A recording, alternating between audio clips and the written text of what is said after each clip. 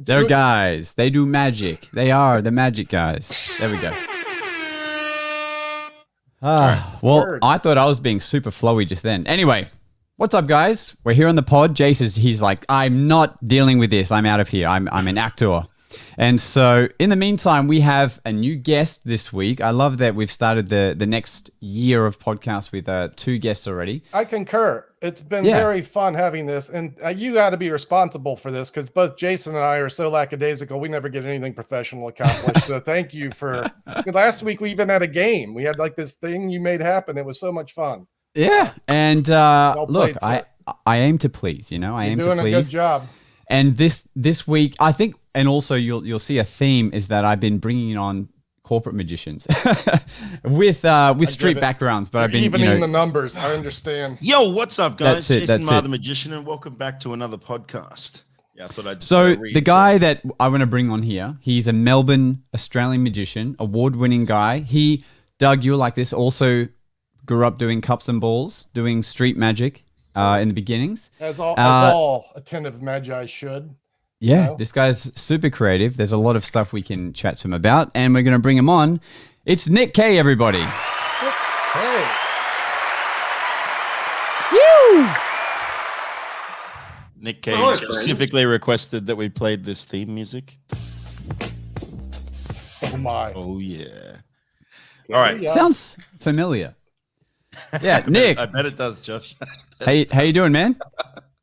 I'm great, guys. Thanks so much for having me. Like, I was actually really taken back when I was invited to be on the show. It was like, hey, you want to be on the show? And I'm like, I'm a nobody. Like, you guys are very big deals in the game. You know what I mean? Like, Jake's like, there are no such thing as nobodies. Yes, if you do magic, and if you're a guy, and even if you're not a guy, you can be a magic guy, and you don't. Yeah, even the girls are guys too, man. You know, why does it always have to be a somebody? We're inviting everyone to the magic. Okay, maybe I should confer before I say we're doing that. Well, it's very kind of you to say, Doug, especially someone with your caliber of magic. I mean, like, as far as the street scene goes, like a lot of people know in New Orleans and all around that Doug is a very, very big deal. And in fact, my mentor asked me to say hello, Doc Andrews. He asked me to say hello to you. Wonderful. Old mate Doc. Old mate Doc, yes. Yeah, so he sends his love. He pops on occasionally. Yeah.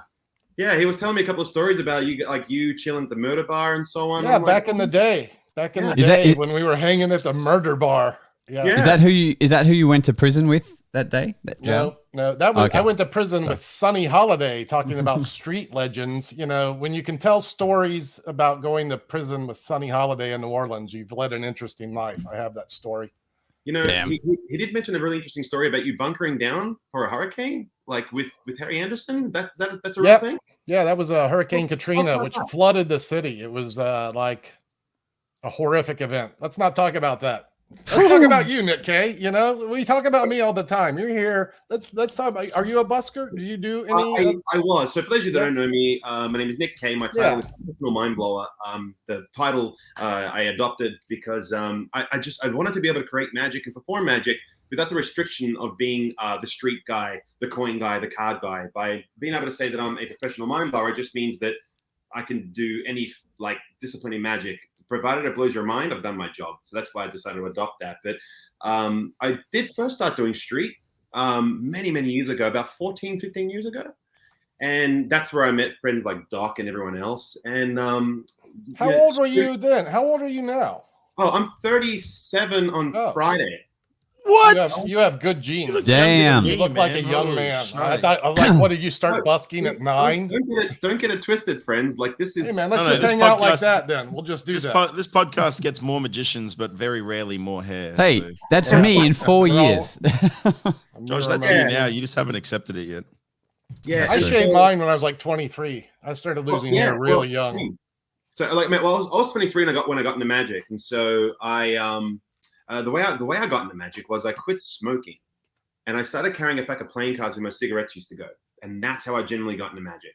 And so rather than having a cigarette, when I was with the guys, the bar, whatever else, I reached into my pocket, pull out my cards, and I would tinker. So win-win. Yeah. Well, look, within the space of a year, I ended up doing like a magic comp, which I won. And then not long after that, I got my first agent, Applause Entertainment. And I've been with those guys ever since. All right. I don't like you anymore. Can we have someone else on the show? What is this? You were pretty close with Simon. Crap. 1 year? You were pretty close with Simon C. And is that right? Is that you? Simon C. and Samuel King? These guys? You know these guys? Oh, yeah. Well, I mean, Sam King, I know, yeah. But I don't really kick out with them all too often. But I know of them, obviously. Are you thinking of Simon Coronel? Is that what you're referring to, Jace? No, Simon C. is a street performer as well. Okay. So, yeah, where might we find you magician these days? Like, you got gigs, you're working a residence. What's your skit, man?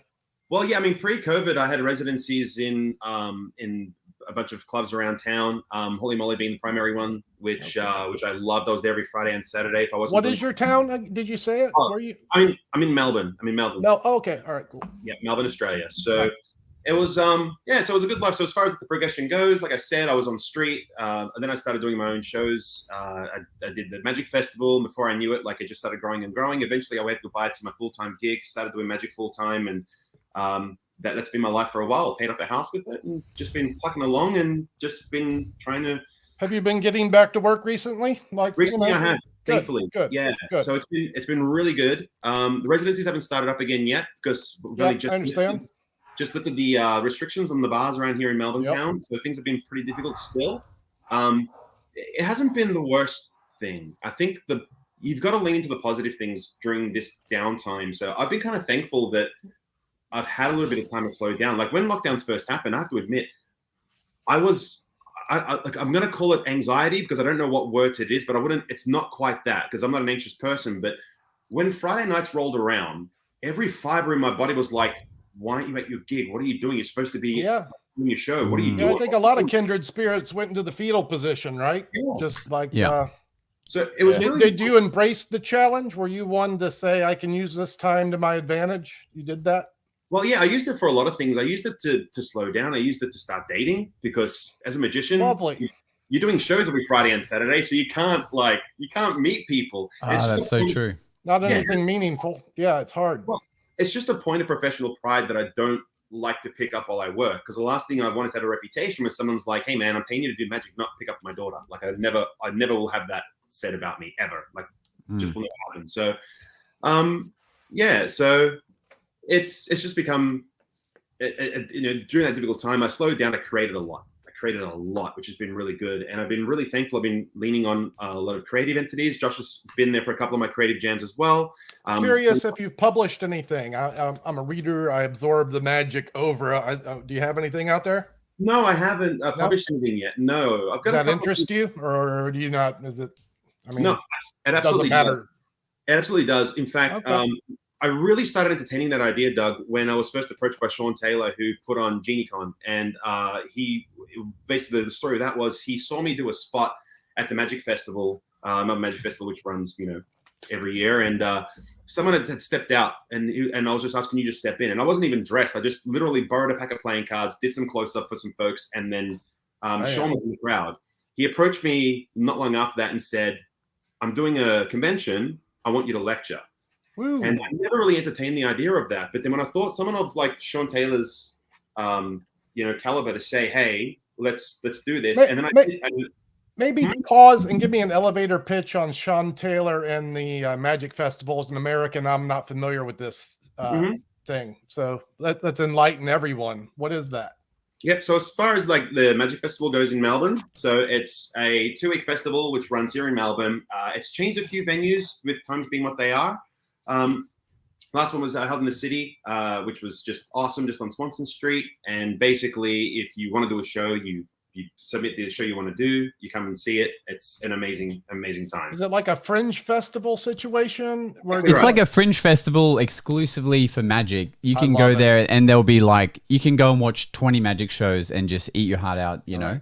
And then there'll be a gala show. I mean, I'm talking as if I've been there. I've never been there. But then there'll be like a gala show where you get to see snippets of like some of the top shows there. And some of the top magicians, international magicians have come through there to do before. I think I'm just connecting what it is. I think Brendan mentioned it last week. He participates in it. Does he? That's right. Yeah, okay. So yeah, Brendan. Yeah, I'm glad I didn't get into that. Brendan.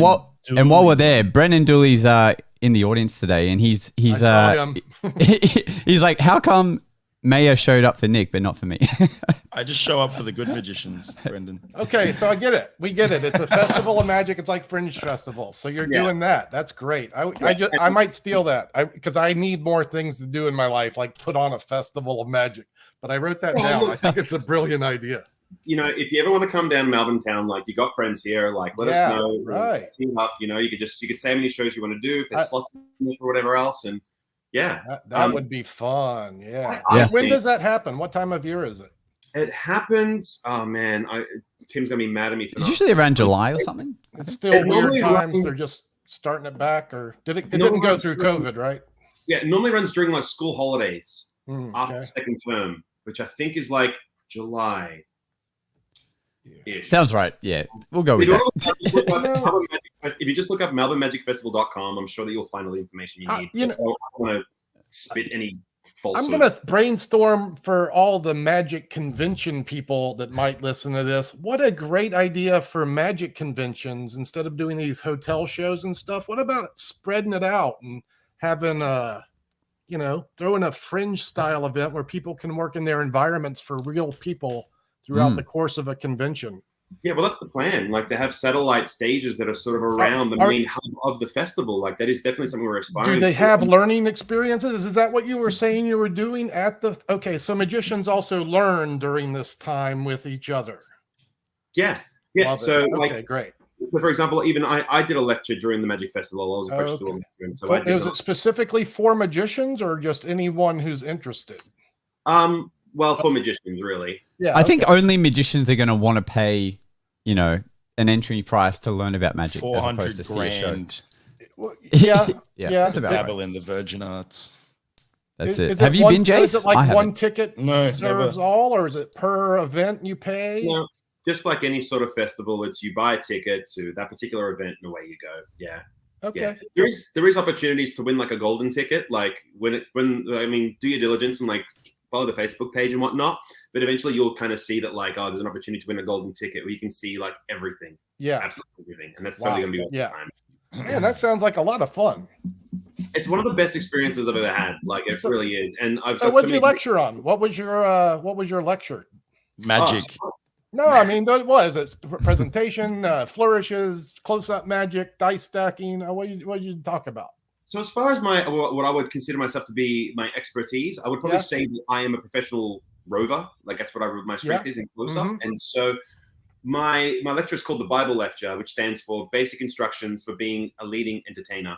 And part of that lecture that I did was to show you how you can basically with like 4 decent routines approach certain audiences and give them the best experience effectively.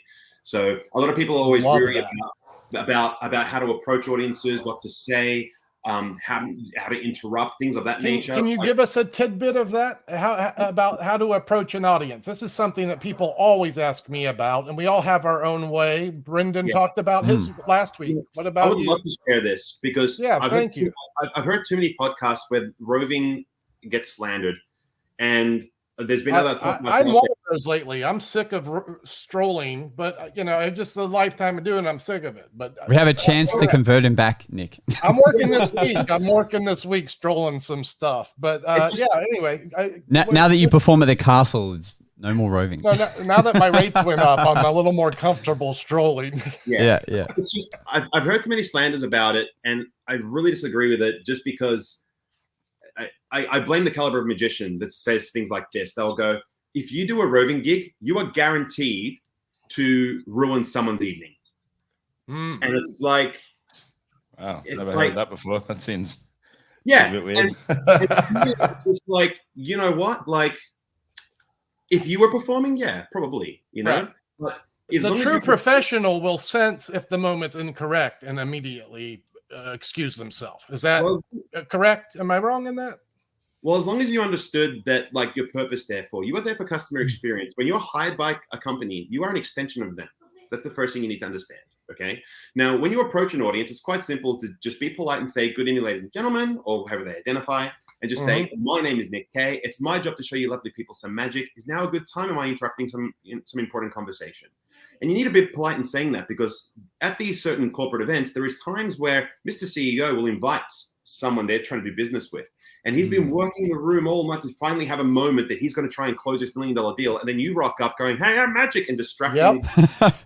Okay. You don't that was a great recall. Was that your canned opener? Is that what you use typically? Yeah, that's it. Yeah. And then it's interesting that you give them a choice there, which typically is not a it's a questionable, like if you offer a choice to someone, now they get to pick, right? So you offered it in an interesting way in that you're saying, what was the words again? It's not, do you want to see a magic trick? Is this a good time? No. I said, is now a good time? All right. That's the question. Right. Is now a good time? Am I interrupting important conversation? Because sometimes it is important conversation. Like sometimes, like Karen wants to talk to Cheryl in accounts and bitch about whoever the hell in the office that night. So to be clear, I want to just say a bad idea would be to go, hey folks, I'm here. Would you like to see a magic trick? So that's the question. That's a bad question. But is now a good time is a good question. Yeah, he's not saying, you're not choosing to not see magic. You're just, if they say no, it's because they're not ready to see it yet. So the problem with clever. Asking them the first question is they don't have a basis to answer it from. For sure. They don't have, they're not like magicians who hang out. They don't know what I don't know if I want to see a magic trick or not. Probably not. I've heard about you guys. You're weirdos. We are. The thing is that I want to get across is that, like, this is my theory and my take, and it's not gospel. Okay. Yeah. Right. Hey, I love that. Take what I say, interpret it in a way that's meaningful to you, go for it. But like Tommy Wonder's books, he says, like, everybody wants to see magic. They just don't know it yet. Yep. My theory is, if they don't want to see magic, screw them. Go somewhere else. Okay. Yeah, that too. Right. Okay. I think the important thing is to be able to read the moment, instead of blindly trudging through your 7 minutes, no matter what. You need to be able to look at your people and know if you're doing a service or a disservice, and adjust. What you don't want to make the judgment call that I'm not going to bother those people. That looks like an important conversation, and then all of a sudden that feedback gets back to someone and they go like, that guy didn't even approach me. Yeah. Especially you get the really bad person. You hit the Yeah. It's just there we go. Good lessons. Cool. Nice approach. It's just a means of ensuring that your your like performance and your treatment of the customers is like there. When the feedback comes back, you won't get anything negative there. So the next portion is where the gold is, though, because the next portion is this. Typically, what I'll do is I'll try and find a lady if I can. Okay. And the reason is this. I'll say we're still speaking of your opening moments. Yep. Okay. So we haven't even started a trick yet. Okay, right. But here's where the strength is, because I'll say something to this. I'll say something to this effect. Now this is really clear, so listen up. So I'll say this. I'll ask the person's name, Madam, what is your name? She might say, I'm Sarah. I go, wonderful, Sarah. I say something to the effect of like, because we are gentlemen, I can call these guys that, yes? And then she will go, yes. And I'll go, great. Now, because we are gentlemen, and then I'll give her some options in that moment. Now, what happens in that moment is she's now said these guys are gentlemen, which means they're going to behave themselves. And and the other side of that is this, I go, now, Sarah, because we are gentlemen, I can call these guys that, yes? And she goes, no. And I go, oh, really? I mean, he's only halfway through his beer. Give him a break. And no, because we are gentlemen, and in that moment, you and I are gentlemen. We're going to be really nice right now. Yeah, okay, all right. So in that moment, I go, no, because we are gentlemen, Sarah, you're in charge, and you get to choose what do you want to see. You can choose from my card magic, coin magic, magic with borrowed objects, or my award-winning stuff. Now, in that moment, I've covered 3 really important things. And these are the 3 things that were covered in Max Maven's book, Prism, where he says, who are you? What are you doing? Why are you worth my time? Now, in those moments, who am I? I'm Nick K. What am I doing? Magic. Why am I worth your time? I'm award-winning. Okay? Now, those 4 questions breed a lot more than you know. The first thing is that it shows variety. Now, I first came across this when I was doing a roving act with another magician, and we'll work in the room and we're sort of crossing over. Hey, that's a good point. Yep. And what had happened was they go, that other guy was really good. What can you do? And I go, well, you choose from cards, coins, borrowed, and I just spat it out, and that's where it gave birth. And so the good thing about that is this: I finish gigs now, and they go, what are you doing in January, blah? And I go like, probably working for you. What do you need? He goes, good, because I saw your award-winning stuff and I saw your coin stuff, but I want to see your card stuff. So I'll hire you again. Okay. You know what I'm noticing? Sorry, continue. What was happening was people were Shut up, Josh. People were thinking, right? People were thinking that, like, and this is something, again, listen to your audience. Listen to your audience. Pro tip. Side note, listen to your audience. Write that down. Because I was performing for someone and the CEO was like, oh, it's okay. I've seen it. And he walked off. And I'm like, I've got a massive repertoire, my guy. But the fact that they know that I've got at least 4 options in that moment means that, like, I get repeat bookings for that and have done for many years. And that's where the strength of that comes from. Yeah. What I'm noticing this trend, Nick. So I ramble on all the time about creating these different visuals at gigs. And it's essentially non-verbally doing what you're doing, but you're sort of brute force making sure everyone knows you have a repertoire. Yeah. And without knowing so, we do something similar. I'll make sure that, like, if an audience, if guests look over to this group that's reacting, they're seeing everyone looking at the roof, and then the next time they might see everyone looking at the ground reacting, or they might see something of fire, and there, by definition, when they see me perform, they realize we didn't look at the roof, so we must not have seen something he did over there, or seen fire. Because how many times do you get people say, like, oh, we didn't get to see the fire one, but you didn't do a fire trick. You just threw some fire in the air. But to them, they think that, you know. So I think that's super important for everyone listening. Like, your approach to them realizing you're not just doing ambitious card the whole night is super important for getting repeat. So you're saying business. That gig that I did where I just did ambitious card and here and there all night was not a good idea. If you book yourself as a card expert, unless you're Jason, get away with that crap. But the point I want to make is that you can literally have a career with four routines if you do this. That's what everyone's failing to acknowledge right now. Like, you got 4 routines, and if they're cracking routines, and I'm talking not a trick, I'm talking routines. I'm talking like this act, this act, this act. So I was going to ask if the award-winning material differs from the other 3. I would assume it overlaps, but is it a 4th option? Is it a different set? The award-winning routine was generally a routine that I did that got me Australian Society Magicians Championship. So it was a different thing. Like, if they choose that, they're going to get something different from the other 3 offerings. Okay. Yeah. Yes. Right. Like, it is genuinely 3 different options. So what I say is do it 4 sets. It's good. It's good. So I say card magic. If you're working with. For me, it's card magic, coin magic, magic with borrowed objects like rings and whatever else. And it's quite funny because every now and again, someone will go, foreign objects, please. And I go, no. Borrowed objects. Borrowed object. And that's a great moment. But the thing is, here's the thing. For people listening to this who want to apply the method, you might not have the repertoire that I have, and that's okay. And you may not be an award-winning magician, but exactly. But you might have something to the effect of, do you want to see some cards, coins, or some award-winning routines? Meaning an award-winning routine that you learned from Tommy Wonder or someone else, or if you're anything like Dom Chambers, when I used to do roving shows with him, he would say, like, do you want to see something really crazy or something really fun? From Perth, he says, do you want to say something really visual or something psychological? There's a few ways you can slice this. I'm curious what the math is. What do they pick? I would guess the award-winning routine probably gets the A choice. Depends on the gig. You find people like. How often do they say, I want to see card stuff? Yeah. If I was to put them in order, I would probably say award-winning, coins, cards, borrowed objects. Coins before cards, huh? Yeah. I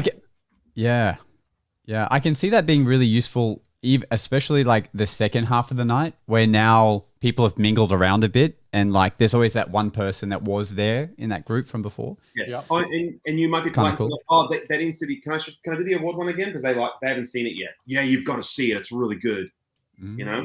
Those moments. Can you do that one where the card comes out of that little box in your pocket? I like that trick.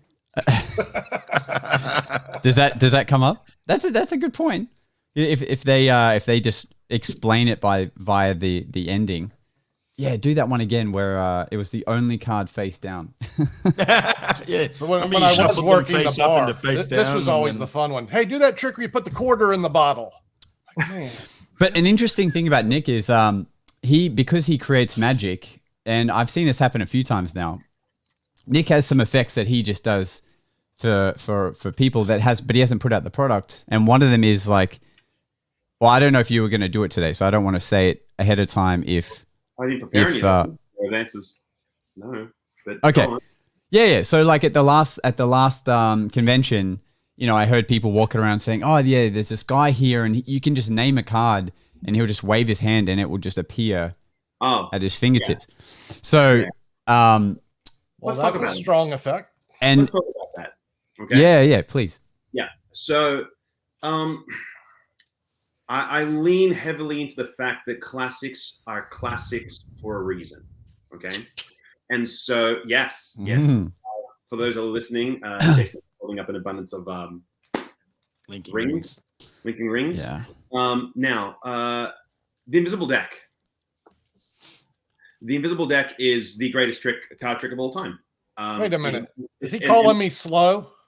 Well, Mark Mason, Mark Mason who releases Magics will literally say, Mark, I've got an idea for a card trick. And his first question is it better than invisible deck? And if the answer is no, he's like, leave.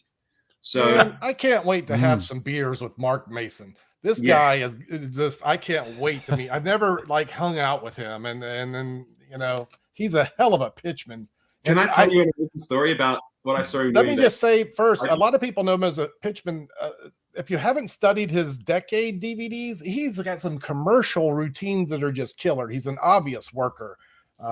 Mark Mason's stuff's great. So what were you going to say, Nick? I was going to start a quick side bit.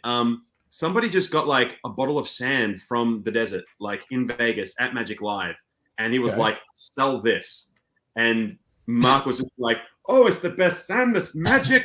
You can write your predictions in it, you know. And he ended up selling sand to a stranger, like wonderful. Like he's that good. And I just thought that's phenomenal. He's a pitchman. He is a professional. That man. I remember at Magic Live, he had like one or two items left of this divination reveal, and he's like, on the last day, people are coming up to him saying, "Oh, can we see the performance of it?" He's like, "No, I've got 2 left. I know they're going to sell. Like, I've been doing this for 3 days." He just didn't want to do it. It's great. I can imagine by the 3rd day, as especially the way he works, he's done. He just cleaned up, but he just knows. It's like, I don't need to. They're going to sell. Like, and he probably knows they're not going to buy it if he does it. So he's just like, true. Yeah, I've seen enough. Mm-hmm. Cool. Crap, I forgot what we were talking about. Were we back on? Invisible deck. You were talking about how you invented a trick better than the invisible deck. Well, that's not what I'm perfecting. It's a good bullseye to shoot at. Just kidding. Yeah. There's certain effects that I wanted to have my own versions of. So what I'm currently working on is like my own version of Cards Across. I don't know if I showed it to you yet, Josh, but it's... I've heard of it from at the assembly convention, but I wasn't there for it. Yeah, so I have my own version of Cards Across, which is just super crazy clean, and I want it to be mine. Same way that I want to have my own version of Invisible Deck. You know, I thought to myself, if I was going to do an Invisible Deck, how would I actually do it? You know, like why would I actually have like an entire pack taken and reversed and put back? And you know, I'm sure that all the listeners understand what an Invisible Deck is, and if not, please do your diligence and look it up. But the way I present mine is that I literally show nothing like this. I have someone choose a color, someone choose a suit to suit that color, and a value.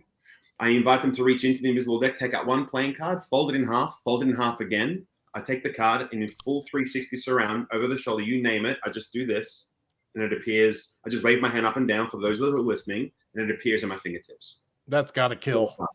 Every time. Yeah. Every time. No equivocation. It's so pure. Yeah. Why use the deck, huh? Yeah. I actually did. I did it at GenieCon. Remember, Jason Ladani was there, and he got so mad. He was just like, "That's not necessary," and he walked off. Like, and he was like right on my shoulder as well. It's so pure. That's a worker trick. Well, yeah, it was just something that I share in my lectures, obviously, and just to inspire folks to utilize that sort of thing. It would seem maybe people who have recently practiced the switch, Mr. Christian Grace, is that? So if you have one of those, maybe this is in your ballpark. Now, even that in itself. So like, I was first inspired to do a routine, like I guess you'd call it an open prediction. We have a folded card underneath a wine glass, for example.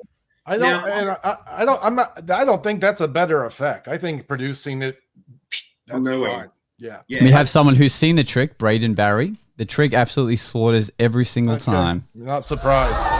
Yeah. All right, did I miss it? Yeah, so like I have a version it was great of the card in the glass as well, using the same gaffs.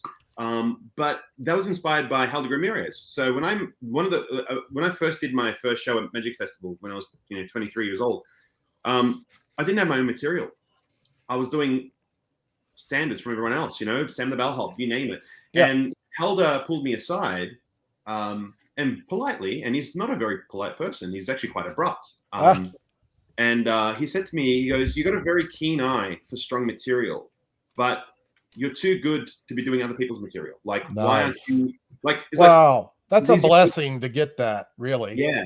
So when he said something to the effect of like, "Why are you doing Sam the Bellhop when you could be doing your own story deck?" I was like, "You're right, man. Like, you're right." And so people like Helder and it's heaps of people. I've got a lot of friends that I've made in life, in this realm, and some people's words carry a lot of weight with me, and that was definitely one of those days that it did. And as long as you listen to your audience and what they have to say, and again, just listen to it. Don't take offense. Just be open. Process it. They could be right. They could be wrong, but let it be said and learn from it, because it's the only way. Was he working the Magic Festival too? Was he there as a performer? Yeah, great. He was performing and a guest lecturer, and his cards across is what inspired my cards across, because I thought his cards across was the best thing I ever seen, and I don't remember how it was done, so I'm trying to do my own version of it. His version, are you referring to the glasses? Yes. That fooled the crap out of me. Jace, we saw Isaac do that for us. Isaac Lamb back in the day. And I just remember going, they were signed, and I was like, nothing happened, and yet a magic moment occurred. Like, he's such a clever thinker. I love his books. Yeah, exactly. And so that's, I just think that those sort of classes are where you go. Like, I have a invisible palm routine. Okay, originally I think was it Arts of Astonishment, Doug, that originally. Yeah, well, that's what inspired me to work on the plot. That's a Larry Jennings effect, really, or Bruce Servan or Bill Meisel, if you want to go down the rabbit hole. But Paul Harris inspired many of us. So So actually, it was Simon Coronel that helped give birth to the routine. I was practicing an Elmsley account, and he said, "Practice it in both hands." And I was originally counting cards up to the right hand, and he was like, "Why?" And he explained to me that magic is linear. So no matter which hand you learn it from, if you learn it at the same time, the learning graph will be linear. And I was like, that's a good point. So I started practicing with my left. By delivering cards into my left hand, I was able to maintain a break.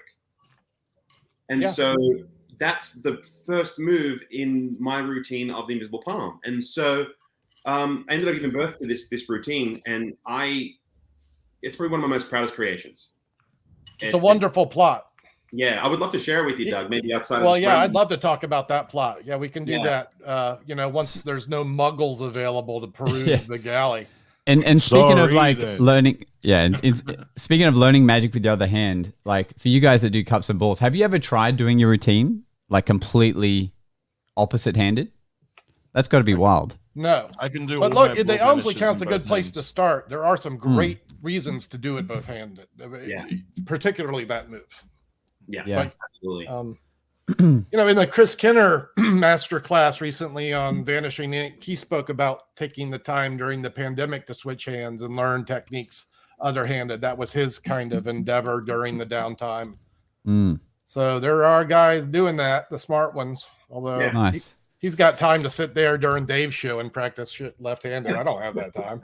I can't practice left-handed. I'm like almost 60 now, and I'm not that. I practice the paddle move in both hands. Yeah. Okay. So Well, it's all right. I always thought the street was a great place to sort of cut your teeth, Doug. Is that still very much for yourself? I recommend it all the time to people who are, who need either more performance time or, just to get your chops up to speed, to learn your misdirect. It's a great resource to attain magic superpowers. Streets is the most honest venue you'll ever work. It really Yeah. Especially if you have the luxury of approaching it without money being the main. If you have to go out there and pay your rent, it becomes a whole different ball game as opposed to maybe just kind of sharing your art. So I hope people consider this as we talk about street performing. It can be about just doing magic, and it's a great way to get better. I have a tidbit that I'm happy to share with anyone out there who does do street or wants any pointers on street, because Doc is writing a book at the moment with all this, and we've been conversing back and forth, and he's been, interesting. A lot of people. Someone should put me on the proofreader list for that. There's not a lot of good text on street performing, and I'd love to check out the. I'm really just trying to get a free copy, of course, but whatever works for all of us. Yeah. But the one contribution I had to the book was something that that I think is going to help everyone in their hats. Now, here's the thought process. So you're doing your show. Now, typically when you structure your show, you have your finale. Like for me, it was Cups and Balls. It could be something else for another performer. But I used to do this thing where I would go, "Hey, I'm having a good time. You guys having a good time? Great." I go, "Look, I'm about to do my finale, but I just want to try one more thing. Is anybody in a rush? Does anyone have like a bus they need to catch or a restaurant reservation or something? Can you guys stick around? Is that okay? Can you stick around?" And they go, "Yeah, we can stick around. Do an extra one." And I go, "Great." So how many times have you guys had people walk off when you mention your hat line? It doesn't happen to me at all, actually. Yeah. Well, yeah, but I've been a career street performer for 11 years. When I first started, it was fucking horrible. I would be like, I need money, and they're like, "What?" Everyone learns their own way to approach the money subject without having people walk off, right? Yeah, so that's a way for sure. Exactly. Now, as soon as sometimes that happens, man. Especially, and we're talking about Melbourne. We're talking about like in this town, and I don't know, Doug. Have you ever done street in Oz, right? Australia? Yeah. No, I have not. It is unlike doing street anywhere in the world. Yeah, I promise you. It is. Come on down to the Big Easy, New Orleans, and see how you feel about this mess.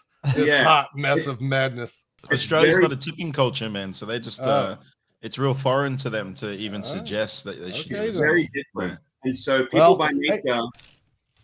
America is not a street performing country. There are pitches, but in general, it is not like they're used to it. So that is also a thing here. Yeah. But if you do that to the effect of saying, "Can you stick around?" then people can't walk away.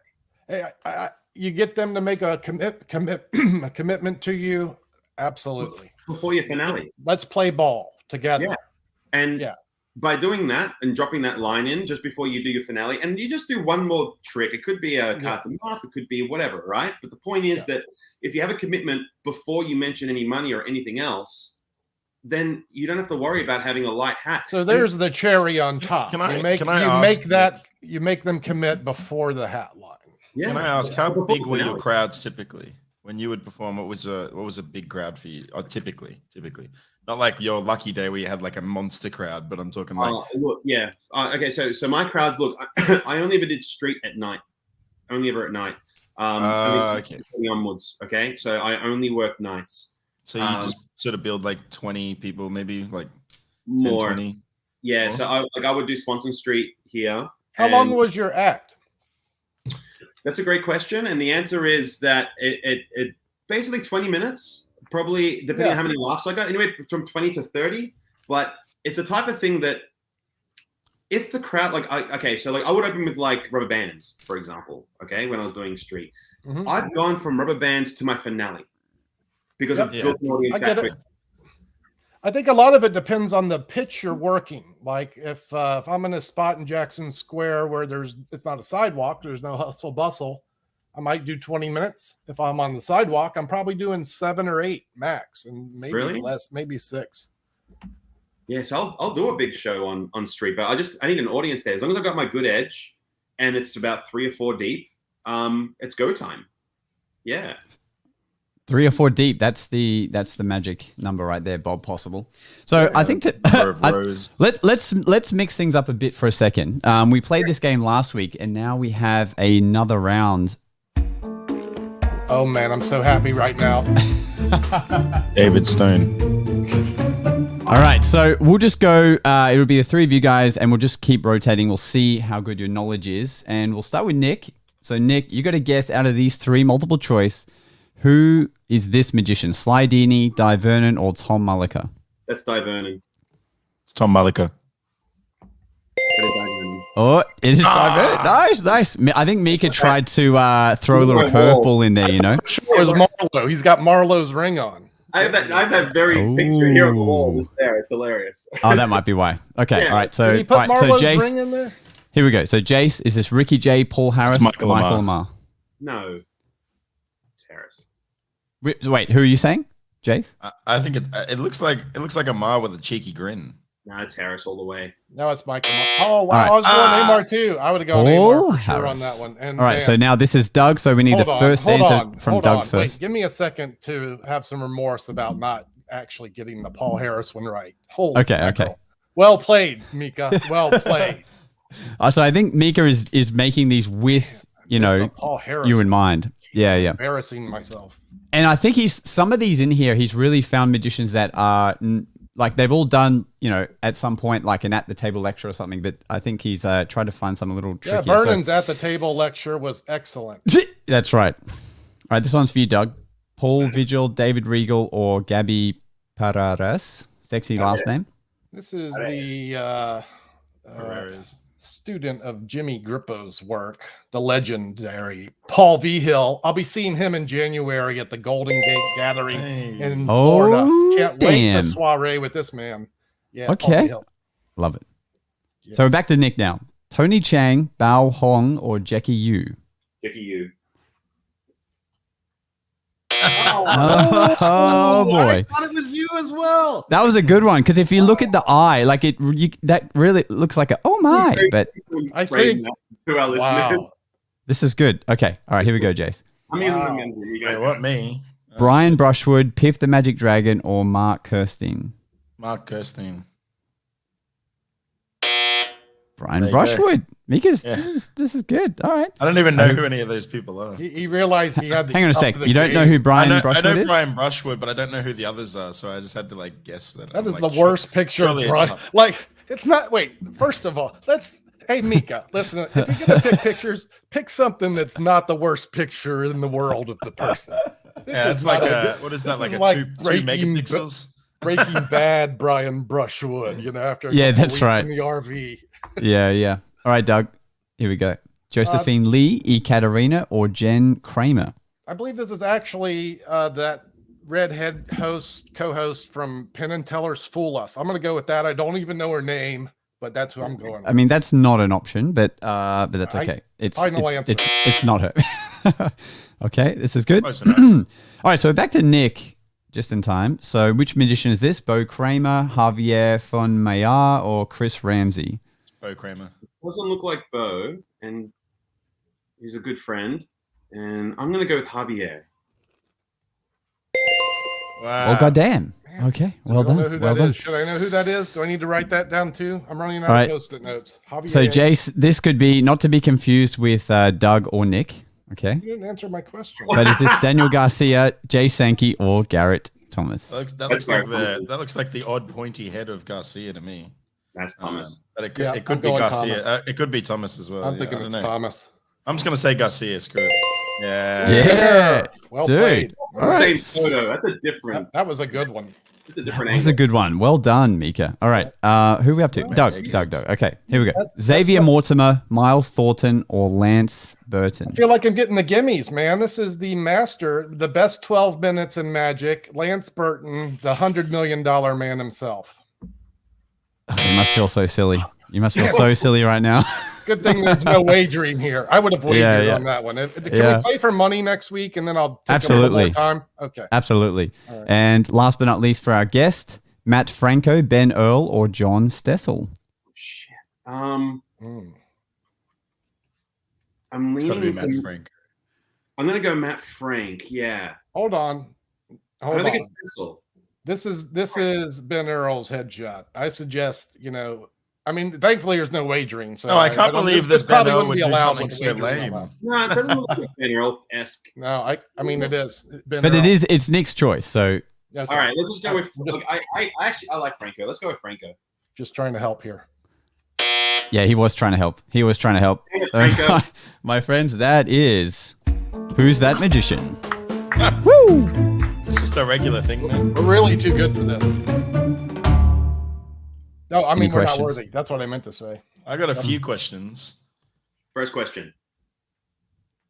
Oh, no. I wasn't going to ask them. I just had a few. Oh, good. Yeah, good. No, that's the way. It's better to keep them bottled up on the podcast. Yeah, I think so. You don't want to conversate. You know, most people should know this about me. I actually know very little about magicians, and similarly, very little about movie stars. I'm learning. I don't know. Did you write it down? I wrote down Javier's name. I'm not sure if I spelled it right, but I'm gonna try and find it. I don't know who that is, but you know, I wrote this down too. You're too good to do other people's material. Look at that. Yeah, that is a good line. That's one. great. Yep. Yeah. You're too And good then to go there's other things that have pornographic pictures, so I'm not going to show. Yeah. Show us Doug, those. we haven't touched on it yet. Tell us about the Magic Castle show you did. Oh, it was lovely. I managed to flub my finale, which was the finale of the show. So that was a grand experience. Oh no. Tell me more. So I'm doing flush brush as the finale, which is where I paint the royal flushes, and I cut the deck to make the paintbrush, and it's not there. Right. And I'm like, that's not the right card. And I go 2 swipes in, I produce 2 aces, and I'm like, okay, so folks, if I keep doing this, I'm going to finish it, but it's going to be less than ideal. And I want you to have a good experience. And while I'm saying this, I switched decks and I just started over. So I caught, oh, nice. I had a backup ready to go, knowing it could happen. Here's the funny story. Here's what happened. I accidentally had a stripper deck in play. I had a stripper deck in my bag from shooting a short with it a couple of weeks ago. So I did a deck switch, and as I do the Triumph shuffle, the stripper part screws up my sleight of hand. So the gaff messed up my sleight of hand. Wow. It has to be what happened. I do that trick in my sleep. The gaff deck made it more right difficult to do the trick. I got a message from John Gustafaro, and if you're watching, thanks, John, because I needed a little attaboy. He was like, man, the way you handled that was total pro and well done. So maybe it worked out okay. But at the moment, I was like, of course I'm messing up the finale of the show. But I mean, I imagine aside from that, it was great. That's awesome. If you couldn't switch the deck, what do you think I've done? Well, I'm surrounded by magic here, and I had other effects. I probably would have gone with something original, maybe coloring book. Yeah, maybe coloring book. I mean, or the Shin. What's it called? The Shin-tastic magic kit. The Shinlim magic kit. Yeah, you know what's funny about that magic kit is I had the gig for the law firm, and the guy that hired me was like, my 12-year-old son's really into magic. He's really into magic. So I gave it to him to give to his son for Christmas. Wonderful. The Shinlim magic kit. Because I was like, I don't want this in my house. Like, I don't want this kit in my house. I was going to tear it apart and start using it. Someone mentioned it's probably going to be a collectible. In about 20 years, that thing's probably going to be worth like $60, maybe, but I'm not really a collector of Me either. magic kits, right? Like, playing cards, yes. Like cups and balls, yes. But magic kits, not really. And even though I'm not a fan of Shinlim's magic kit, I think it is a great place for young people to start. Hey, it's much better than the standard fare. It's a step in the right direction. Is that what got? Do you think that's what got you rebooked again, Jace, for this week from that law firm? Because you gave the magic kit. Possibly, but that and also the fact that this guy hired me from the streets, man. So that's great. He saw my street show and was like, "Oh man, we got this function coming up. Come and do that." And then I charged him my, rates. And they're like, what? Paid it gladly. No, he paid it gladly. He was happy. Man, law firms, they got dollars though. I find it's often a hard sell to go from the street to top money because they don't equate street performers with top money, even though it can be. I think I disagree with that. Perceived value is weird. I think I have to disagree with that. I think that you're worth what you're worth, and if you find it hard to go from say street to top money, then maybe. Well, actually, I'm not saying I know that you're amazing, Doug, but perhaps the people that are trying to go from street to money are not. Let's explore that for a second, because I think that when you do street, it is the perfect metric to understand what your worth is outside of that realm. Because if you're making 70-cent hats, you have no business. Yeah, but what I'm questioning is corporate Joe Blow perceiving you as $1,000 for the day, or even like an hour, even like if he doesn't watch my show, then sure, he might think that. But if he actually stuck around and watched my show, he knows that I'm good. Yeah. Right? And there's also the mentality that you have to know you're worth it and not care if he doesn't, like if he gets the sense that you're going to make that money anyway going to the street, then he'll be like, oh, well, we want him to come here. That's the freedom. That's the freedom you get as a street performer. You can drop your necks and squeeze out a show. Done. Yeah. People will pay for that. Like that's where you understand how good you are. There's a lot of folk, and it's when you can do street that well, there is so much strength in that. And that's how you know what your worth is when you actually go quote a gig. You know, when someone says, I've got $200, you're like, no, I wouldn't get out of bed, you know? Yeah, that's it. Yeah. I mean, I've always said that I don't need corporate gigs. Like they don't interest me that much. But you know, if they're willing to pay my rate, then sure, I'll go and do it. It'll be fun. I live in this place from street performing. My wife is a street performer as well. We're both street performers. We live in the heart of Sydney. Has your move moved you away from the pitch, or in your good spot? No, we're still just as close. We just moved to a bigger place on a higher Wonderful. Floor. Yeah. So we both have freedom. I mean, my wife absolutely kills it on the streets, and now people pay her to do art for their portraits and stuff like that. It's all kinds of craziness. But there is a difficulty from being on street, and that's if you're someone like me who wants to like buy investments and things of that nature. When you're a street guy, it's hard to show, well, because you're effectively self-employed, and that's always difficult to try and get money out of a bank. Because a lot of people sweat me and say, like, why aren't you doing fringe festivals? Why aren't you this? Why aren't you that? Why aren't you that? And it's like, why aren't you doing vlogs? Why aren't you this, that? And it's because, and this sounds, I don't mean to sound overzealous by any means, but it's just the first thing, like what I say to them is that I'm a businessman first, magician second, and everything else that precedes that. And that's the rule of magic. Professionals are listening. And it's just like, look, in my opinion, it's like I'm a businessman first. If there is not a return on investment on the time that I put into this, I'm not going to do it. You know. So, is there a question? No, it's just a comment. A comment about Doug from our friend Pasha here in Queensland, just saying that it makes a good point. Like these days, street performers are almost, well, Doug and Jace are a good point. They're quite known now on TikTok and socials. So allow me to re-mention that in the States, it's not as prevalent, as it is in Europe and maybe not in Australia either. So the street performer is not the norm. And so when people see it, they maybe perceive it more as a beggar than an excellent artist. Unless you're Doug Con who gets recognized. Unless what? Unless you're Doug Con who gets recognized. When I go out there now, I'm really just getting content for online. I'm not even really street performing these days. I am, but I'm not really doing that. But it is important. I remember Jason.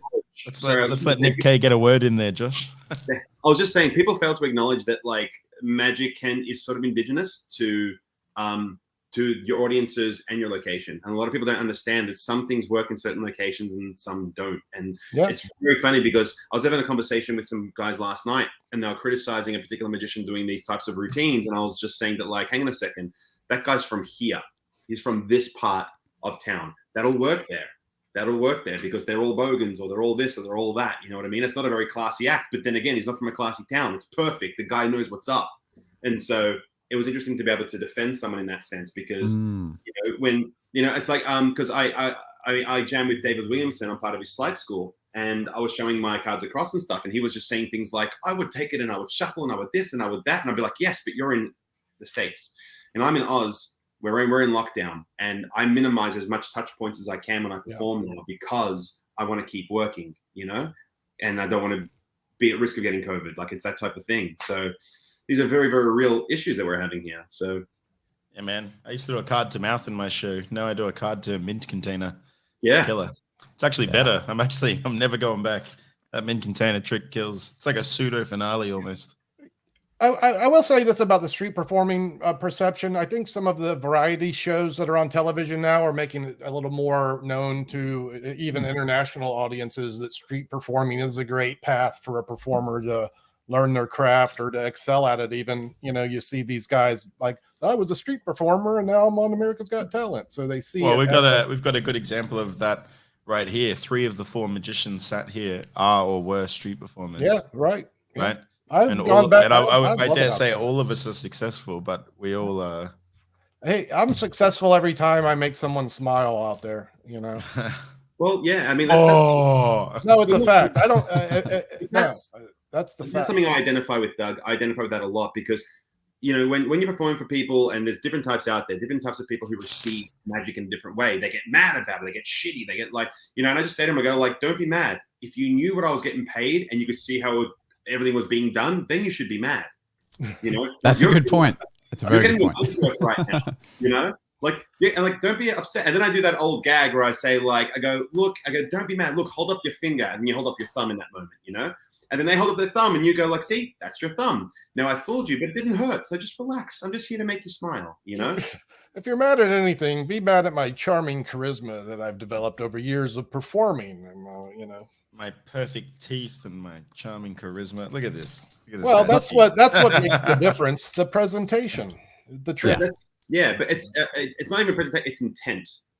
It's the intent that's important, because if your intention is to do nothing. No, I agree with that. That's a good one. I like that.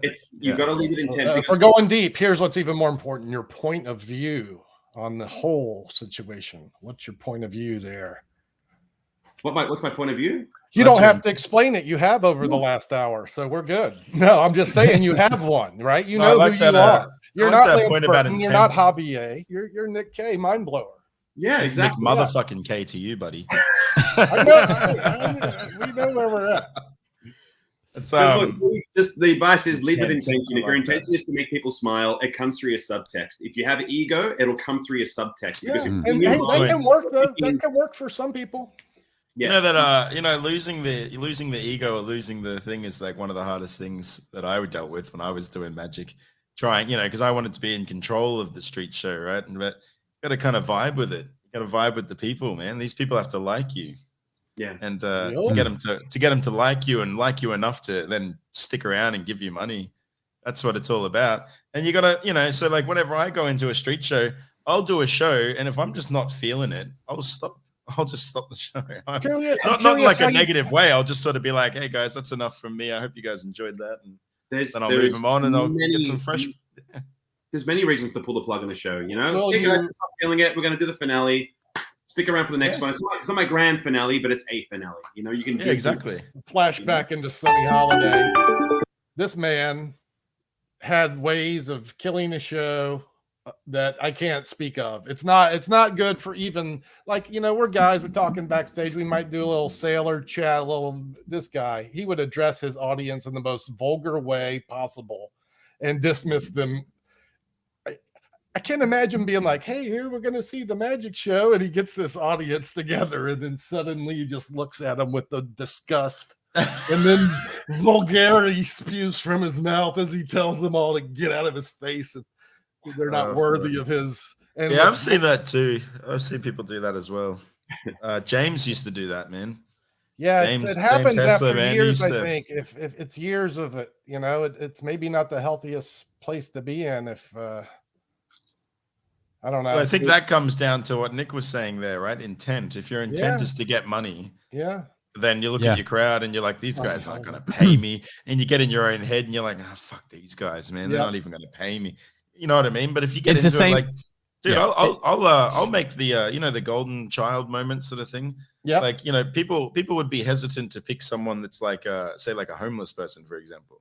But man, I'll have a homeless person standing next to me doing the best bits of the show, because fuck it, man. It's like, I don't care if you're rich, poor, or homeless. Nice. As long as it's all good, it's all good with me, And that's actually how we met. Yeah, that's how I met Josh. Pulled him up off the streets into my show. And look at me now. Question from D. Do you hang out with Nicholas J in Melbourne? Yeah. I'm guessing that's for Nick.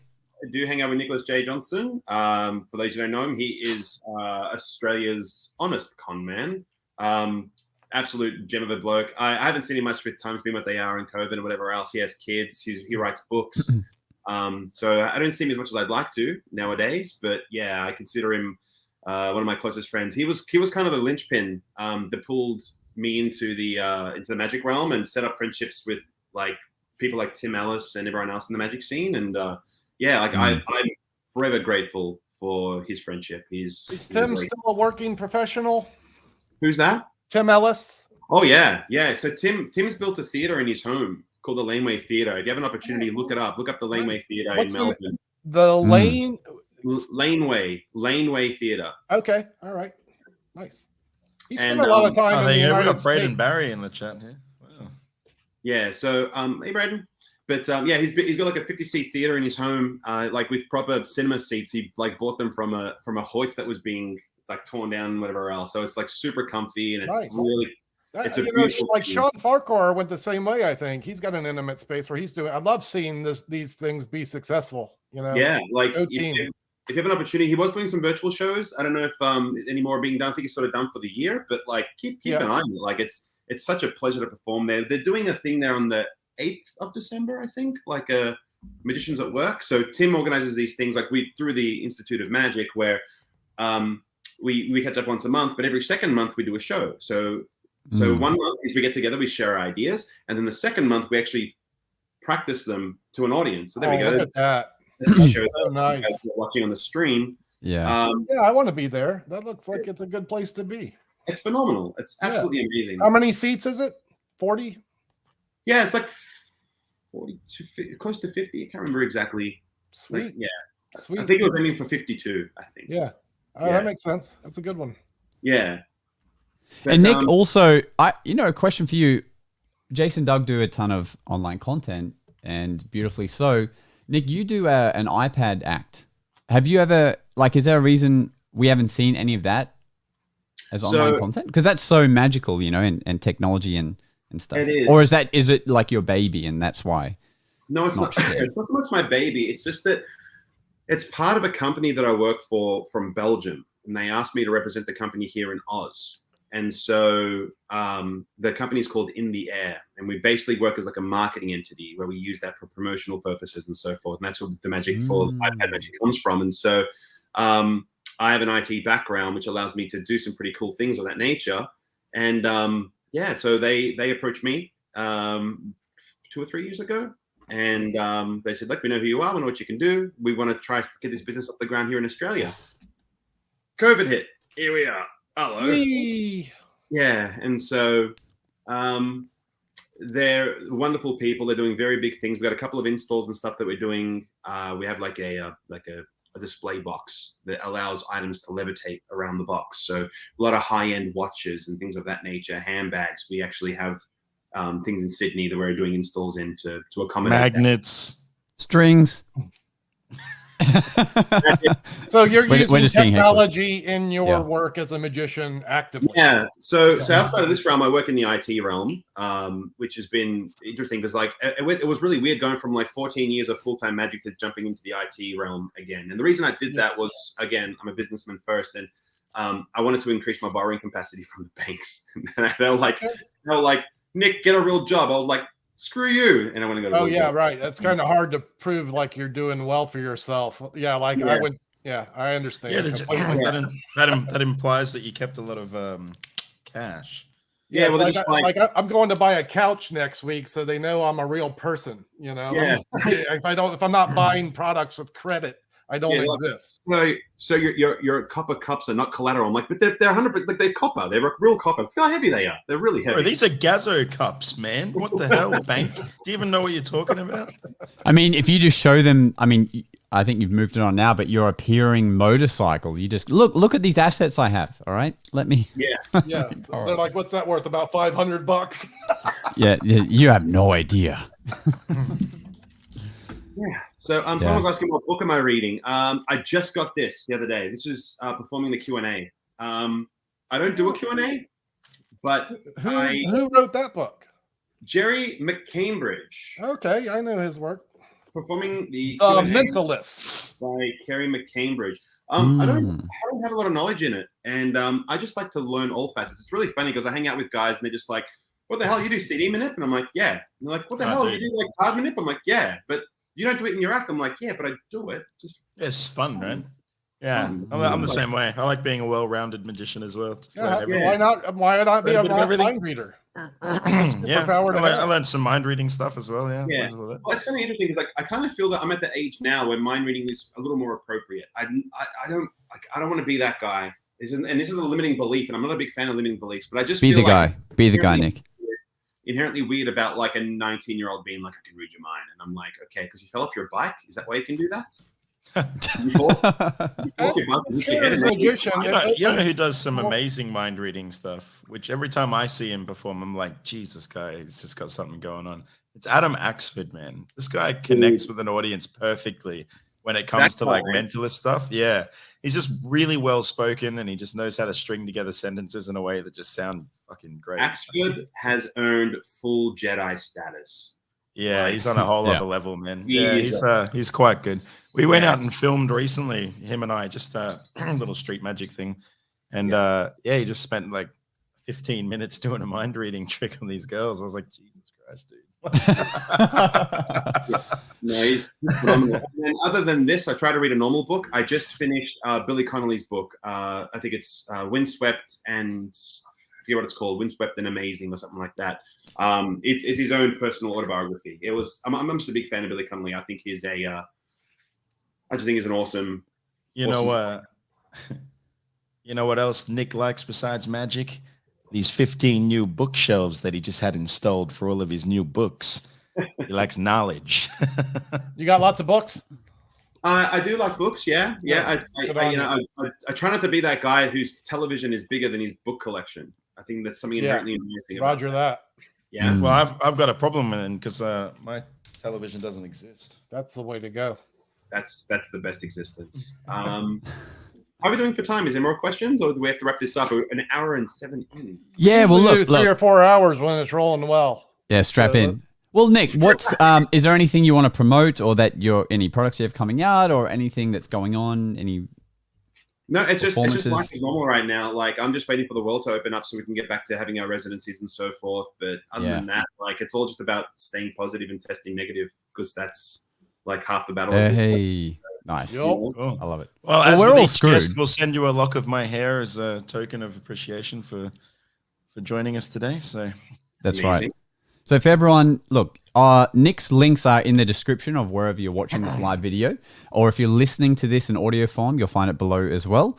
But Nick's everywhere, and we thank him for coming on the pod. And look, come back anytime, man. You're a friend of the Magic Guys. No, my pleasure, man. It's nice to just sort of share some thoughts and try to add some value to the folks who are interested in magic, and being able to say, like, hey, what's this guy think about magic? And just go, here's my thoughts. I hope you can learn from that. And I just wanted to offer some value. So I hope that the guys listening today, hope you learned something. If you ever want to talk things out, join me on socials, and I'll be doing. Let me speak for those guys and say we did. Thank you. Oh, thanks. Yeah, you had some good insights, man. Really good stuff. Appreciate it. Interesting topics of conversation that I just think that everyone's learned something from them, and again, it's just keep in mind they're just theories. It's not gospel. Just listen to what everyone has to say and make up your own mind. As long as you're thinking about it, that's the important thing.